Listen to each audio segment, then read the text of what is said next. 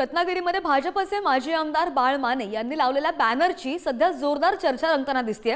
विघ्नहर्ताचं स्वागत, आनंदाचे आगमन, रत्नागिरीत होणार परिवर्तन अशा आशयाचा त्यांनी बॅनर लावलाय। बाळ माने भाजपचे रत्नागिरी विधानसभा मतदारसंघाचे क्षेत्र प्रमुख आहेत आणि रत्नागिरी विधानसभा मतदारसंघातून बाळ माने इच्छुक असल्याची चर्चा सुद्धा आहे। शिंदेंच्या शिवसेनेचे उदय सामंत तिथले विद्यमान आमदार आहेत आणि भाजपाकडून रत्नागिरी आणि गुहागर विधानसभा मतदारसंघावर त्यांनी दावा केलेला आहे। याचाच आढावा घेतलाय आमचे प्रतिनिधी राजन चव्हाण यांनी। पाहूया।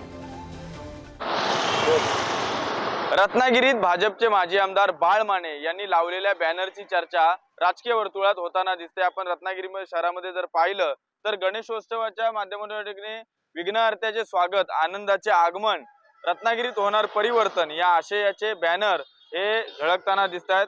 बाळ माने हे भाजपचे रत्नागिरी विधानसभा मतदारसंघाचे क्षेत्रप्रमुख आहेत।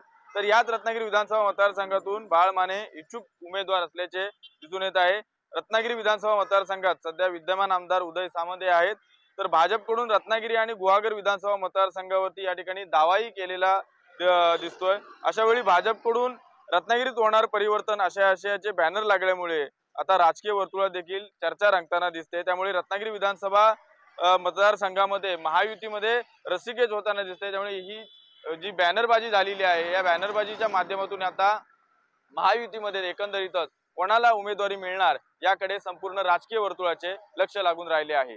राजन चव्हाण, पुढारी न्यूज, रत्नागिरी। हा होतंय ना, विकासात्मक परिवर्तन होतंय, प्राणी संग्रहालय होतंय, त्याच्यानंतर 3D मल्टीमीडिया शो होतोय, लोकमान्य टिळकांचं स्मारक उभारलं गेलं, लोकमान्य टिळकांची ग्रंथालय चांगलं झालं, नाट्यगृहाला चांगले दिवस आले, त्याच्यानंतर विमानतळ चांगलं होतंय। तर विकासात्मक परिवर्तन होतंय ना। आणि जे कोण परिवर्तनाचे बॅनर यांनी लावलेले आहेत ते या परिवर्तनामध्ये सामील होतील भविष्यात।